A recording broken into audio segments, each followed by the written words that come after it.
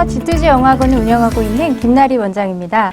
이어서 2부에는 창의융합을 강조하는 교육과정에 대한 흐름과 이에 걸맞는 영어 교육의 어떤 독해 교육의 효과적인 방법에 대해서 한번 이야기를 나눠보려고 하거든요.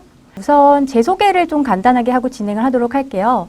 초, 중, 고부터 재수생까지 횟수로 한 17년 정도 사교육 현장에서 강의 및 학원 운영을 하고 있고요. 그동안 이제 다양한 학년을 가르치면서 입시 과정에서 초등 고학년의 영어 교육의 중요성을 깨닫게 돼요. 그래서 지금 현재는 초등 고학년을 중심으로 학원을 운영하고 있습니다. 그럼 오늘 이제 강의를 한번 시작해 보도록 할게요. 우리가 이제 현재나 향후 교육 과정의 어떤 목표가 미래 사회에 잘 적응할 수 있는 인재상을 만들어내는 것인데요. 그런 의미에서 이제 미래 사회의 특징을 좀 살펴보면 좋을 것 같아요.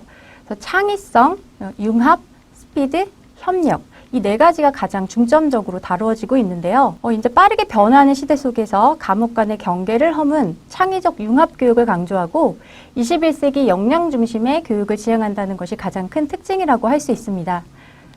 대표적인 이제 융합 교육의 시초가 되는 그런 인물로는 모두가 알고 계시죠? 스티브 잡스가 있겠죠. 그래서 전혀 관련이 없어 보이는 인문학과 공학을 창의적으로 결합시켜서 굉장히 혁신적인 그런 제품들을 많이 만든 것으로 유명한데요. 스티브 잡스가 이제 생전에 그 직원을 채용할 때 중요하게 생각했던 것이 협력할 줄 아는 그런 전문가였다고 해요. 왜냐하면 그 여러 분야를 창의적으로 융합해서 완전히 새로운 것을 창조해내기 위해서는 한 분야에 있어서 전문가가 되는 것도 굉장히 중요하지만 자신의 지식을 이제 기꺼이 공유할 수 있는 그런 너그러움과 협력성을 중시해서인데요. 이런 이제 특징을 가진 그런 시대의 흐름을 감안해서 만들어진 그 교육과정이 현재 진행 중인 2015 교육과정과 고교 학점제라는 제도인데요.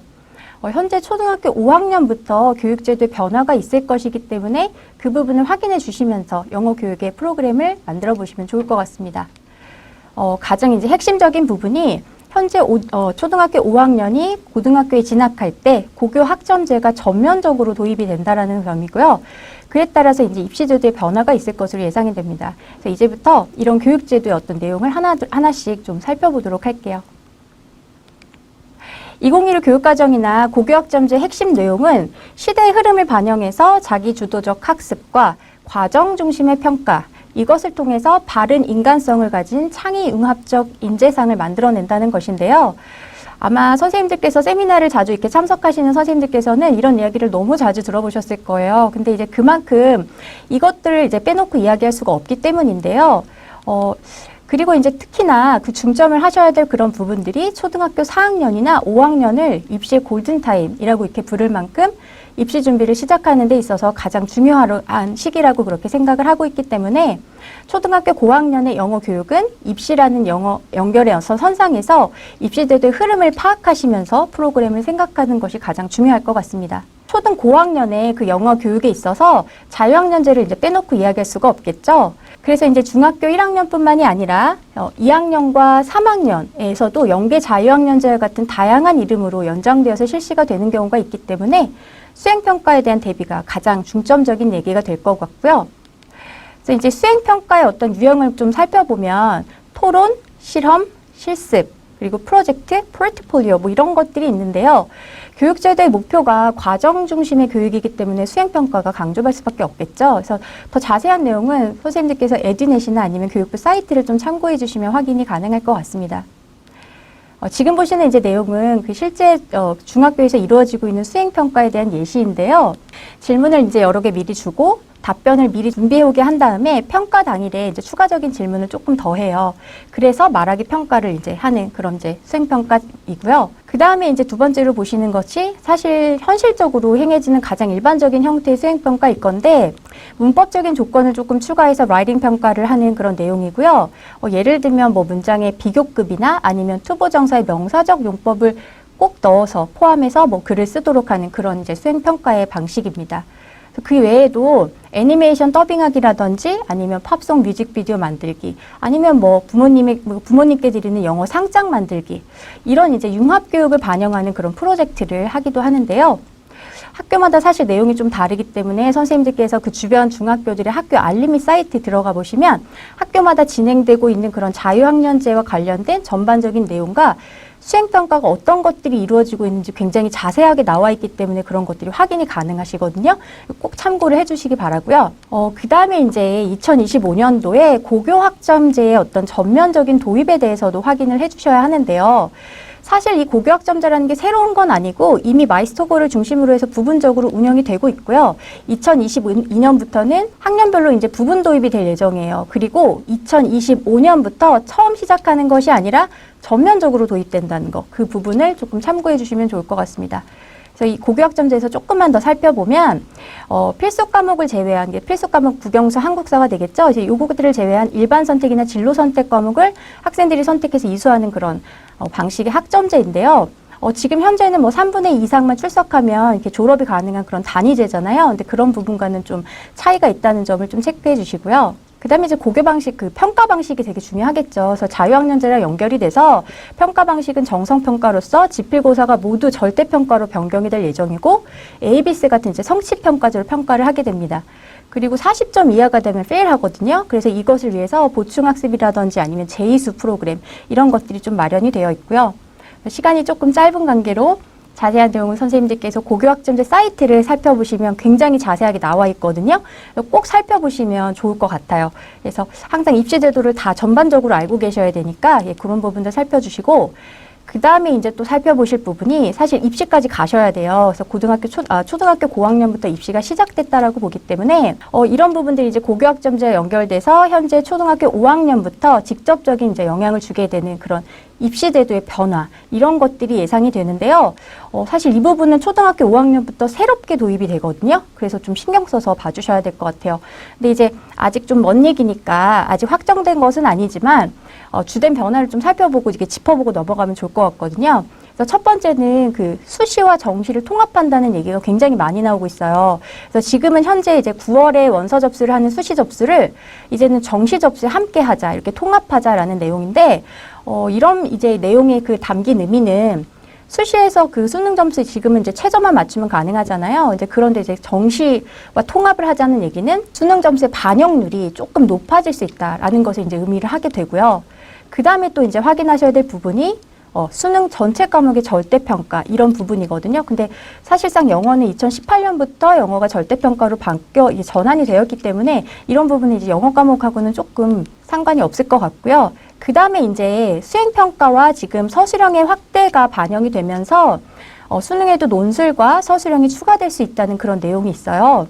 그리고 이제 마지막으로 또 살펴보실 내용이 수능의 간소화에 대한 이야기가 또 많이 나오고 있는데, 근데 사실 이렇게 입시 제도가 간소화가 되게 되면 수능, 내신, 학생부 요 세 가지만 이렇게 집중돼서 그 입시가 이렇게 진행이 되거든요. 그래서 이렇게 그 예전에 이제 저희가 입학사정관제 나오기 전에 요 세 가지만 봐가지고 그 죽음의 트라이앵글이다 뭐 이렇게 되게 많이 얘기를 했었어요. 근데 이제 사실 겉으로만 봤을 때는 과거하고 되게 비슷해 보이지만 사실 이제 내신 부분에 있어서 과거하고 현재의 어떤 내신의 어떤 그 형태가 굉장히 다르기 때문에 예전에는 거의 지필고사였잖아요. 근데 지금은 서술형이나 아니면 수행평가가 거의 이렇게 좀 확대가 많이 되고 있기 때문에 내신만 본다 하더라도 굉장히 다양한 형태의 어떤 교육이 필요하다라는 이제 부분이기 때문에 선생님들께서 좀 오해를 안 하셨으면 좋겠고요. 근데 이제 어쨌든 그 계속해서 변화할 수 있는 가능성이 있기 때문에 선생님들께서 24년까지 즉 4년 전에는 고지가 되니까요. 24년 전까지는 입시 제도와 관련해서 어떤 부분들이 이렇게 변화가 있는지 지속적으로 좀 확인을 해주실 필요가 있을 것 같습니다. 이제 앞에서 이제 입시제도, 그 교육제도의 어떤 변화 내용에 대해서 좀 살펴봤는데요. 초등학교 고학년이 되면서 입시와 연결돼서 이렇게 영어 교육을 할 수밖에 없잖아요. 그래서 영어를 잘한다는 것이 이제 순수 영어라면 입시 영어는 문제를 잘 푸는 것이라고 이렇게 말할 수 있을 것 같아요. 그래서 초등학교 보통 4학년부터는 순수 영어에서 입시 영어로 전환되는 시점으로 보기 때문에 이 시기부터는 영어 교육의 방법이 좀 초등학교 저학년하고는 좀 달라져야 된다고 생각을 하거든요. 그래서 이 부분에서 이제 어떤 부분이 조금 차이가 나고 어떤 부분들을 보완하고 어떤 부분들은 뺄지 그런 것들을 선생님들께서 좀 잘 생각을 하셔서 프로그램 짜셔야 될 것 같아요. 이제 이런 과도기 시점에서 그럼 주니어 리더스 뱅크를 어떻게 활용할 것인가 이런 부분에 대해서 또 얘기를 해보면 좋을 것 같은데 주니어 리더스 뱅크 1, 2권이 렉사일 지수로 보면 한 490에서 570 정도 되더라고요. 그래서 이런 렉사일 지수나 아니면 책의 구성으로 봤을 때 입시 영어를 처음 시작하는 초등학교 고학년 학생들에게 굉장히 적합한 교재라고 저는 생각이 들었어요. 이제 영어 독해 수업을 진행할 때 사실은 이제 지금부터 조금 선생님들께서 수업을 진행하실 때 굉장히 필요한 부분이실 것 같은데요. 그 영어 독해 수업을 효과적으로 진행하는 방법에 대해서 조금 더 알아보려고 하거든요. 그래서 이 독해 수업을 이제 진행할 때 핵심적인 부분을 4가지로 카테고리를 나눠서 제가 좀 준비를 해봤어요. 그래서 첫 번째는 일단 수행평가 대비, 이거는 빼놓을 수가 없겠죠. 그 다음 이제 내신 대비를 어떻게 할 것이냐. 그리고 입시형으로 전환되면서 중점을 두셔야 될 부분이 이제 문제 해결 능력을 어떻게 효과적으로 길러줄 것이냐. 이 부분하고, 그 다음 이제 독해 수업이다 보니까 지문의 내용을 어떻게 지루하지 않게 이해하도록 해줄 것인가. 뭐 이런 부분들을 독해 수업의 어떤 4가지 핵심 내용으로 보고 이제부터 이제 하나씩 조금 살펴보도록 하겠습니다. 첫 번째로는 이제 내신과 서술형 대비에 대한 얘기인데요. 이 부분은 교재의 그 부가자료를 적극적으로 활용하시는 것을 굉장히 추천드리거든요. 그래서 이 부가자료를 살펴보니까 뭐 어휘, 문법, 서술형, 굉장히 다양하게 이렇게 문제가 나와 있어서 이 부분을 최대한 활용하시면 내신 대비를 하는 데 있어서 굉장히, 그러니까 지필고사를 대비하는 데 있어서 굉장히 도움이 좀 될 것 같고요. 그 다음에 제가 앞서서 입시 영어를 처음 시작하는 아이들에게 주니어 리더스 뱅크가 참 좋을 것 같다 이렇게 말씀을 드렸는데 특히나 이 키 스트럭처 부분을 이렇게 보고 나서 제가 그런 생각을 좀 했거든요. 왜냐하면 이제 하나의 유닛당 지문이 한 4개에서 5개 정도가 들어있어요. 그리고 이제 그 지문들이 공통적으로 담고 있는 주요 구문들이 키 스트럭처에 정리가 되어 있어서 이를 통해서 이제 아이들이 문법이나 구문의 기본적인 학습, 그런 것들이 가능하고요. 한국식 문법에 대해서 아이들이 굉장히 거부감이 크고 부담스럽고 싫어하고 막 이런 이제 경우가 많잖아요. 그래서 이제 그런 아이들에게 입시영어로 넘어가는 과도기적 상황에서 독해를 통해서 주요 구문들을 조금 자연스럽게 학습하면서 입시 영어에 대해서 어느 정도 적응할 수 있는 그런 기회를 줄 수 있다는 점에서 굉장히 중요한 부분이라고 생각하거든요. 그래서 이제 그 키 스트럭처를 보고 이제 입시 영어를 처음 시작하는 초등학교 고학년에게 좋겠다. 이렇게 조금 말씀을 드렸고요. 그 다음에 조금 이제 부가자료를 조금 더 살펴보면 월크북에 이제 키 스트럭처와 관련돼서 문법 문제들이 조금 수록이 되어 있어요. 그래서 내신 문제 이제 문법 문제들 지필고사 많이 나오니까 그런 부분에 대비가 되고 그 다음에 이제 또 서술형하고 관련돼서도 이제 그런 영작과 관련돼서도 굉장히 많이 나와 있거든요. 그래서 영작이나 언스크램블링 뭐 이런 형식의 문제들을 통해서 서술형 대비를 하고 그 다음에 조금 더 확장시켜서 영작이 되면 또 나중에 수행평가 대비까지 되니까 이런 부분들을 조금 최대한 활용하셔서 내신이나 서술형 혹은 수행평가까지 좀 대비를 해주시는 게 좋을 것 같습니다. 그 다음에 이제 또 한 가지 눈에 들어온 게 어휘장을 좀 살펴봤는데요. 어휘장에 한국어로 이렇게 발음이 좀 써 있더라고요. 근데 이제 선생님들도 아시겠지만 초등학교 고학년 학생들 중에서도 파닉스가 좀 제대로 안 돼 있다거나 아니면 발음 기호를 모르거나 아니면 좀 이렇게 발음 읽는 걸 좀 어려워하는 아이들이 있어요. 그래서 이제 이런 아이들에게 한국어로 이렇게 발음이 써 있으면 조금 부담 없이 영어 발음을 공부하는 데 좀 도움이 될 것 같아서 이런 부분들을 아이들에게 꼭 알려주시고 그 다음에 이제 참고하라고 말씀을 좀 해주시면 좋을 것 같습니다. 그래서 여기까지가 이제 부가자료에 대한 내용을 이제 살펴봤다면 그 다음 이제부터는 실제적으로 영어 독해 수업 시간을 어떻게 진행할 것인가 이런 부분들에 대해서 조금 이야기를 하고 싶거든요. 그래서 저는 이제 독해 수업을 할 때 문제 풀기 전에 관련 영상을 꼭 보여줘요. 그래서 아이들이 이제 흥미를 유발해 주면서 집중도도 올려주고 그 다음에 이제 영상을 보면 어느 정도 배경 지식이 쌓이거든요. 그래서 이제 그 배경 지식을 또 활용해서 지문을 보면 지문의 내용이 굉장히 더 잘 이해가 되는 부분이라서 저는 굉장히 중요하게 생각하는 부분이에요. 그래서 오늘 다뤄볼 지문이 북극곰과 글로벌 워밍에 관련된 그런 지문인데 관련 영상 살짝 잠깐만 보실게요. 소리가 안 나갈 테지만 영상만 조금 보셔도 괜찮을 것 같아요.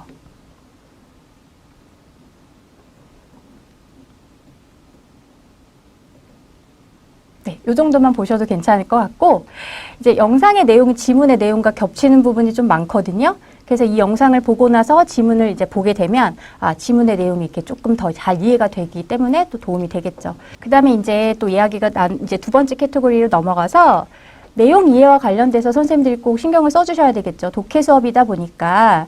그래서 이 독해 수업과 관련돼서 내용 이해를 어떻게 아이들이 지루하지 않게 또 집중을 하게 하면서 이해시킬 것인가 이런 부분에 대해서 이제 좀 고민이 많으실 것 같은데 저희 학원 같은 경우는 이제 WSPM이나 아니면 듣기 액티비티를 통해서 이제 자연스럽게 반복 학습을 유도를 해주거든요. 그런 부분들이 굉장히 효과적인 것 같아서 선생님들과 조금 공유를 해보고 싶었거든요. 하나씩 조금 살펴보도록 할게요. WSPM이란 아까 전에 그 이미 원장님께서 말씀하시더라고요. 그래서 Words Correct Per Minute의 약재로 1분 안에 정확하게 읽어내는 단어의 수를 측정하는 기법이에요. 근데 이런 이제 액티비티를 왜 독해 시간에 하는지 또 궁금하실 것 같아요. 독해 수업에 이것을 활용하는 이유는 사실 물론 플루언시를 위해서 하는 것도 있죠. 그렇지만 그거는 조금 추가적인 이유고 사실 독해 시간에 하는 이유는 아이들에게 목표 시간을 정해주고 그 시간 안에 읽을 수 있도록 연습을 시켜요. 그러면 이제 아이들이 그런 이제 집중도를 가지고 그 부분을 통과하기 위해서 굉장히 반복해서 집중적으로 잘 읽게 되거든요. 그러는 과정에서 아이들이 스스로 내용의 이해를 자연스럽게 하게 되더라고요. 그래서 그런 식의 어떤 유도가 선생님들이 이렇게 막 해석을 해주시는 것보다는 조금 좋지 않을까 해서 이런 활동들을 좀 하고 있고요. 그리고 이제 이 활동을 할 때 또 주의하실 점은 WSPM 하는 목적이 반복 읽기를 위해서 내용의 이해를 도와주는 거잖아요. 그러니까 이제 아이들이 목표 시간이 조금 아이들이 할 만한 시간으로 이렇게 좀 정해주셔서 성취감을 좀 갖게 해주시면 읽는 과정이 조금 더 재밌어지면서 아이들의 집중도가 조금 올라가게 되더라고요. 그 다음에 이제 두 번째로 이해를 돕는 활동 중에서 저희가 또 하는 활동, 활용하는 활동이 딕테이션 액티비티예요. 그래서 이거는 이제 지문의 핵심 단어들을 블랭크로 만들어주고 듣기를 또 2, 3회 정도 반복시켜서 들려줘요. 그리고 이제 아이들이 블랭크를 채우게 하는데 그런 과정에서 또 반복해서 듣고 집중해서 또 듣게 되니까 자연스럽게 지문의 내용을, 내용의 이해를 좀 도울 수 있다는 그런 장점이 있더라고요. 초등학교 고학년으로 이제 올라오면서 선생님들께서 좀 주도적으로 해석을 해주시는 그런 빈도수가 좀 높아지게 되는데 선생님들의 노력에 대비해서 아이들 입장에서는 이제 그런 부분들이 조금 지루하기도 하고 조금 고통스럽기까지도 하는 그런 시간인 것 같아요.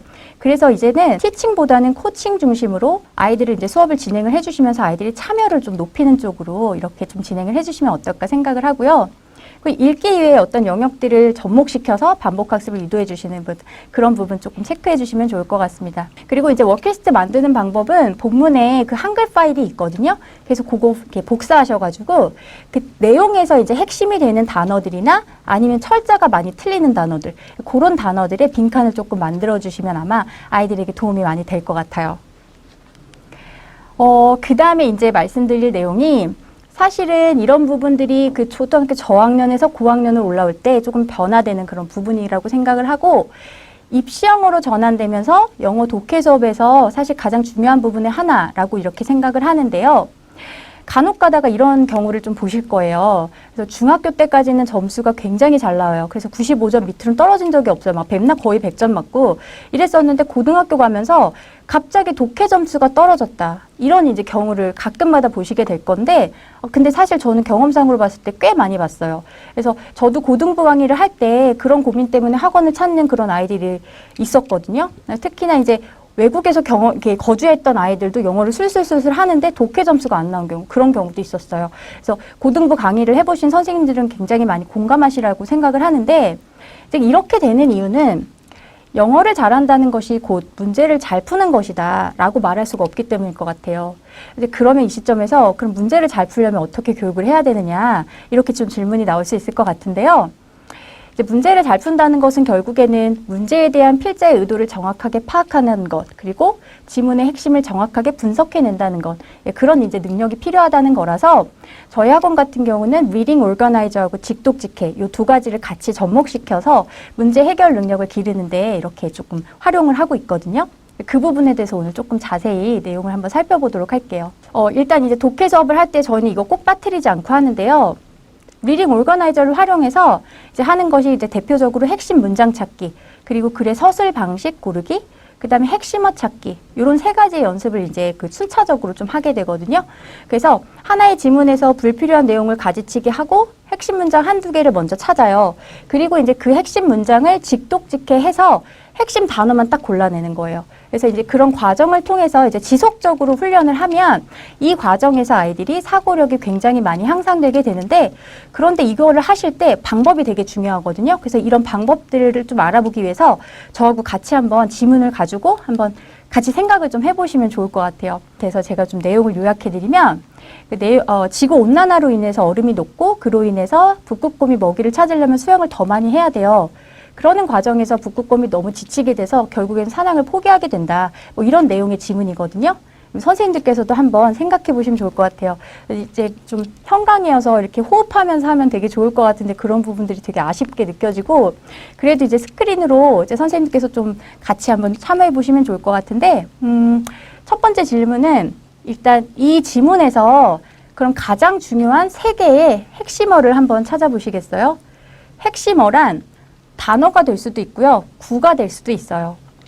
그래서 아까 내용 제가 요약해드렸던 거를 이제 조금 참고를 하셔가지고 조금 찾으시면 좋을 것 같은데 일단은 글의 주인공인 polar bears가 나오겠죠. 그리고 최초의 원인이 되는 global warming 그리고 마지막 결과인 give up 요 정도로 이제 나올 수가 있을 것 같아요. 그런데 만약에 선생님들께서 5개의 핵심어를 찾아보자 라고 이렇게 질문을 하셨다면 중간 과정에 해당하는 얼음이 녹는다는 것과 더 멀리 수영을 해야 한다.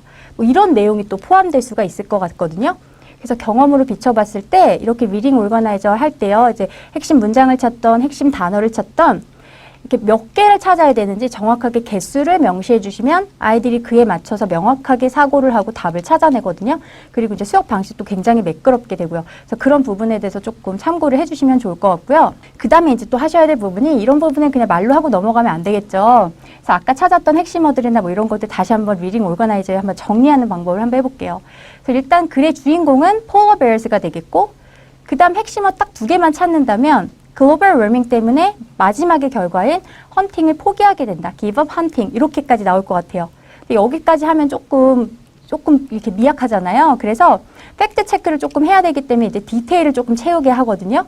그래서 디테일을 채울 때 서술 방식에 대해서 조금 알아보고 그래서 스토리텔링으로 이렇게 서술을 하고 있다. 이런 것까지 이제 글의 구조까지 조금 같이 공부를 하고요. 그리고 나서 아까 전에 중간 과정이었던 얼음이 녹고 수영을 더 멀리 해야 된다. 이런 부분들이 조금 끼어 들어가서 디테일이 조금 채워질 것 같아요. 그래서 선생님들 어떠신가요? 이렇게 아까 전에 제가 말씀으로 드렸을 때랑 눈으로 이렇게 직접 확인하시는 거랑 조금 차이가 날 거라고 생각을 하거든요. 그래서 이렇게 실제로 그냥 말로만 이렇게 설명하지 마시고 리딩 오르거나이저의 정리를 실제로 하게 해서 더욱 명확하게 그 필자가 말하고자 하는 중심 내용을 눈으로 직접 확인하게 해주시면 굉장히 효과적이더라고요. 그래서 이런 과정을 통해서 핵심 찾는 능력을 기르게 되고 지문을 분석하면서 읽는 습관을 이렇게 길러주실 수 있을 것 같아요. 이제 그 다음에 또 제가 이제 드리고 싶은 말씀이 직독직해랑 관련된 부분이거든요. 그래서 이렇게 그림을 좀 살짝 살펴보면 at high noon이라고 간단하게 표현할 수 있는 것을 학년이 올라가면서요. 괜히 단어가 어려워지고 막 문장이 복잡해지고요. 살이 막 붙어요. 그래서 이제 내용의 핵심을 못 찾도록 막 방해를 하죠. 여기저기서. 그래서 이제 필요한 것이 뭐냐면 직독직해거든요. 그래서 이제 선생님들께서 직독직해에 대한 좀 오해가 있으신 것 같아요. 아니, 오해라기보다는 저랑 좀 생각이 다르신 거겠죠. 근데 동의하는 부분도 있어요. 그래서 직독직해는 뭔가 끈어읽기를 통해서 문장의 구조를 분석하고 그걸 배우는 거다라고 이렇게 말씀을 하시는 경우가 많은데 제 개인적인 생각으로는 직독직해를 하는 근본적인 이유는 문장을 소단위로 나눠서 불필요한 부분이 있다면 제거를 하고 그리고 핵심만을 남기기 위해서 하는 과정이 직독직해라고 생각하거든요. 그래서 반드시 꼭 해줘야 되는, 입시 영어에서는 해줘야 되는 그런 부분이라고 저는 항상 강조를 하고 있어요. 그러면 이제 선생님들께서 직접 한번 같이 해보시면 좋을 것 같아요. 이게 이제 수능 지문의 한 문장인데요. 같이 읽어보면서 한번 생각을 해볼까요? In turn, traditions may later be discarded as the demands of present societies change, or even as is presently occurring in the former Eastern Europe, when past have to be reinvented to reflect new present.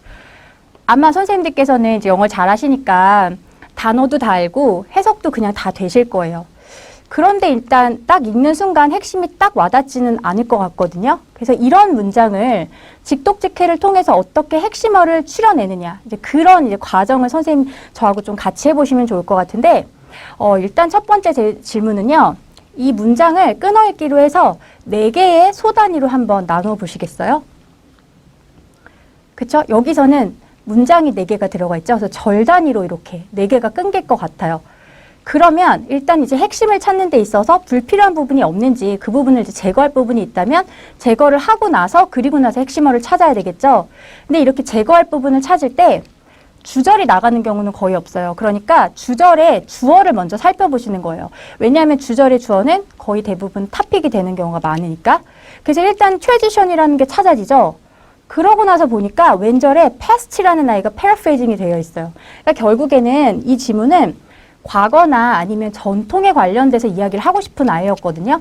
그래서 as절에서 뭔가 상황과 관련된 부분은 별로 필요가 없다는 거죠. 그래서 이렇게 확인이 돼서 이 부분이 확인이 돼서 딱 지워질 수가 있고요. 이제 그리고 나서 해야 될 부분이 뭐냐면 핵심어 찾는 거겠죠. 이제 나머지 남은 부분 중에서 이제 핵심어 딱 두 단어만 한번 또 찾아보시겠어요? 그쵸? discarded, reinvented, right? 그래서 여기서 이제 내용이 굉장히 짧아졌어요. 이제 정리를 좀 해보면 과거 혹은 전통이 재창조되기 위해서는 전통이라는 것이 버려질 수도 있다. 이렇게 딱 끝나는 거예요. 그래서 이 부분만이 핵심으로 남기 때문에 이렇게 직독직해를 해서 끊을게 하고 그 다음에 이제 핵심을 찾으면 이렇게 복잡해 보이는 문장이 딱 4단으로 정리가 되는 거겠죠. 그리고 또 한 가지 또 살펴보실 문장이 intern이라는 연결사를 넘기시면 안 돼요. 그래서 intern을 딱 보는 순간 아 이거 결과구나. 그러니까 주제문일 확률이 높겠다. 그래서 이게 주제문이 또 됐거든요. 사실 실제적으로. 그래서 이 주제문만 하나만 딱 찝어서 딱 핵심을 찾아내면 지문 되게 어려운 지문이었어요. 근데 그 지문의 내용이 전체가 다 이해가 됐어요. 그래서 사실 이게 또 패러프레이징을 해서 discarded가 아마 selected로 나왔을 거예요. 그래서 이제 패러프레이징도 이렇게 직독직해를 해야 정확하게 딱 찾아서 답의 근거를 또 찾아낼 수가 있는 그런 부분이기 때문에 직독직해는 정말 꼭 해주셔야 되는 부분이라고 저는 좀 강조를 드리고 싶어요.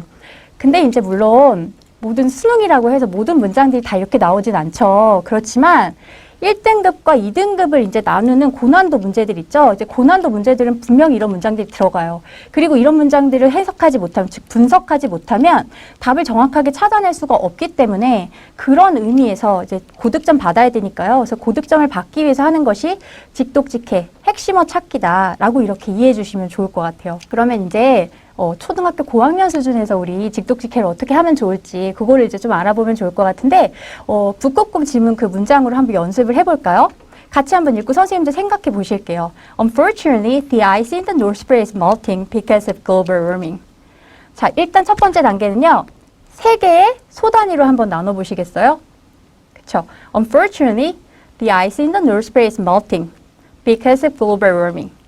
자, 아까 전에 제가 이제 조금 말씀을 아껴뒀던 게 하나가 있었는데 그 핵심어를 찾을 때요 대부분은 주절에서 이제 가끔가다 그런 게 있어요. 그 동사 중에서 원인과 결과를 나타내는 그런 동사들이 있거든요. 그래서 그런 동사들이 나왔다라고 하면 원인과 결과가 핵심어로 찾아지는 경우가 많기 때문에 그런 동사들이 나오면 목적어랑 주어가 핵심어가 돼요. 그리고 예를 들어서 뭐 이렇게 아까 전처럼 수동태가 나왔다. 아니면 자동사가 나왔다. 목적어가 없는 경우. 그러면 주어하고 동사가 핵심어로 찾아내는 경우가 많고요. 그리고 또 한 가지 원인을 나타내는 어떤 표현들 있잖아요. 그런 표현들이 나오면 핵심어가 거의 대부분은 원인에서 찾아지는 경우가 많아요. 그래서 여기서도 이제 선생님들이 조금 접목을 시켜주시면 the ice 주어죠. melting 동사. 그리고 because of 보이시죠? 굉장히 대표적인 원인을 나타내는 표현이에요. 그래서 global warming. 이렇게 세 단어로 딱 핵심어가 찾아지는 거예요. 그러니까 이 문장이 세 단어로 딱 핵심어가 명확하게 딱 압축이 되잖아요. 그러니까 아이들이 눈에 확 들어오게 그 주제를 찾을 수가 있게 되는 거죠. 그래서 이제 또 한 가지는 또 unfortunately 나오자마자 이거 이제 딱 나오면 이제 부정적인 얘기잖아요. 그래서 이제 이게 문제가 뭐였냐면 가장 근본적인 원인이 무엇이냐 이걸 물어보는 거였거든요. 그럼 이제 문제가 막 위에가 나오다가 뭐 헌팅 하려면 뭐 씰이 나오고 뭐 이런 얘기가 나와요. 그러다가 갑자기 unfortunately 하고 내용이 전환이 되죠. 그럼 여기서부터 문제점이 시작된다는 부분이기 때문에 ice, melting, global warming 찾으면 첫 번째 원인이 뭘까요? global warming이죠. 그래서 근본적인 원인은 global warming이다 하고 답까지 찾아지는 거예요. 그래서 보통은 이런 식으로 핵심어만 찾으면 거의 답들도 다 이렇게 찾아지기 때문에 이런 부분들을 선생님들께서 꼭 유념하시면서 직독직해에 대해서 조금 좀 생각을 해주시면서 이렇게 해주시면 좋을 것 같고 그 다음에 아까 전에 이제 제가 말씀드렸듯이 질문을 꼭 명확하게 해주셔야 돼요. 예를 들어 아이들한테 그냥 핵심어 찾아보자.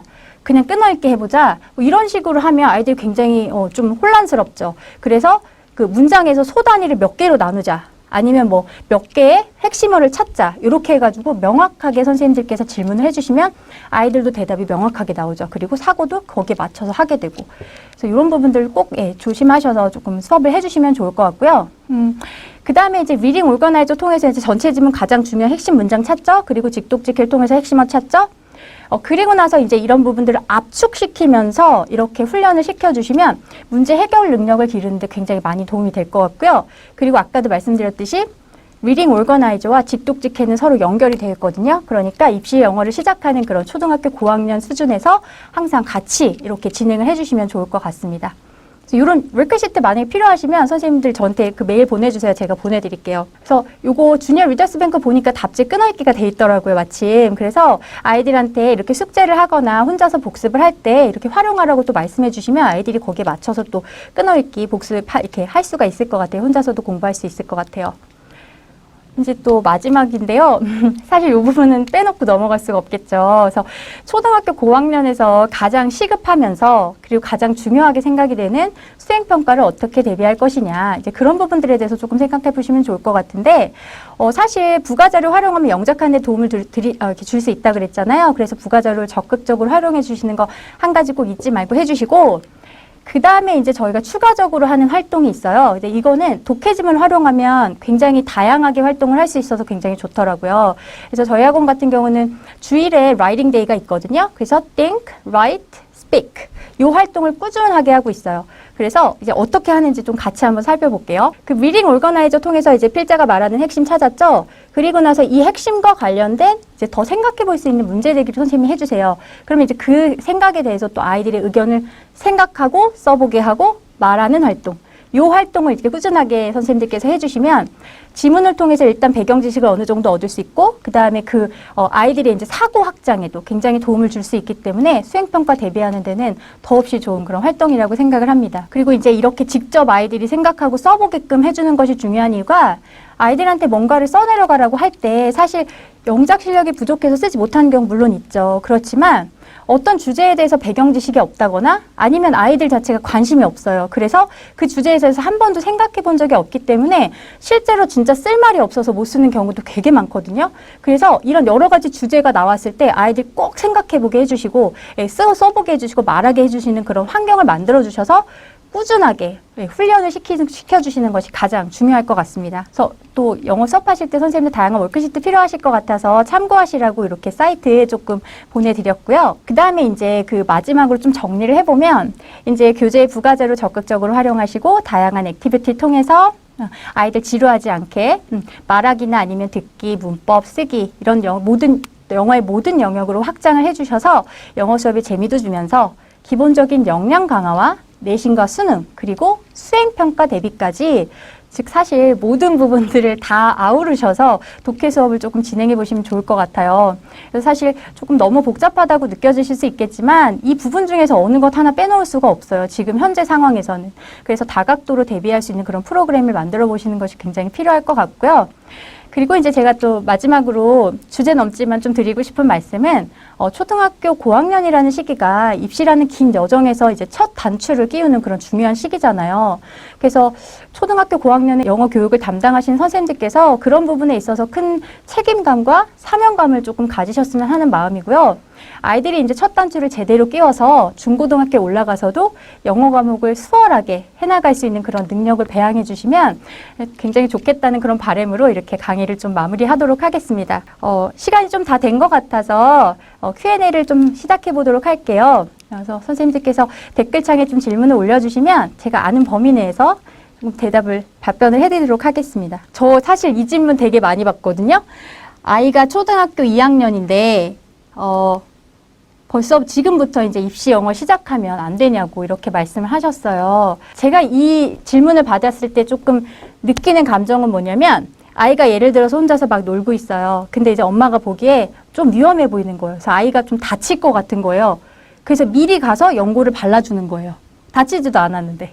그러니까 모든 것에는 교육에는 좀 시기가 있잖아요. 그래서 지금 2학년부터 좀 너무 빨리 시작을 하면 아이가 영어 자체의 흥미를 좀 잃어버릴 수가 있을 것 같다고 생각하거든요. 그래서 그런 부분에 있어서 지금 현재 초등학교 2학년이라면 조금 저학년 때는 순수 영어, 그러니까 영어를 그냥 실제적으로 잘하게끔 만들어주시는 그런 교육을 해주시는 게 좋을 것 같아요. 그래서 저학년 때는 많이 읽고, 많이 듣고, 많이 말하게끔 이렇게 노출을 많이 시켜주셔서 순수 영어를 잘하게끔 좀 해주시면 좋을 것 같고요. 그 다음에 이제 또 한 가지 제가 꼭 부탁드리고 싶은 말씀은 독서요. 이거는 사실 영어도 언어 능력이잖아요. 그래서 사실상 그 언어 능력이 없으면 영어를 그러니까 스킬적으로 봤을 때 아무리 잘하게 한다고 하더라도 나중에 독해에서 또 문제가 생기거든요. 그러니까 언어 능력을 기르기 위해서 하는 게 또 직독직해고 리딩 오거나이저예요. 근데 독서를 하게 되면 그런 부분들이 자연스럽게 길러지고요. 그리고 이제 제가 예전에 그 재수종합반 할 때 여러 그 과목 선생님들 같이 계시잖아요. 그때 굉장히 많이 들었던 얘기인데 저는 그때 되게 좀 초입이어가지고 좀 나이가 어렸어요. 그래서 선생님들 얘기를 많이 들었었는데 다양한 선생님들, 다양한 그 과목의 선생님들이 하시는 말씀이 제일 많이 하시는 말씀이 뭐냐면, 예전에 비해서 요즘 아이들이 언어 능력이 조금 부족해서 조금 향상되는데 한계가 있는 것 같다.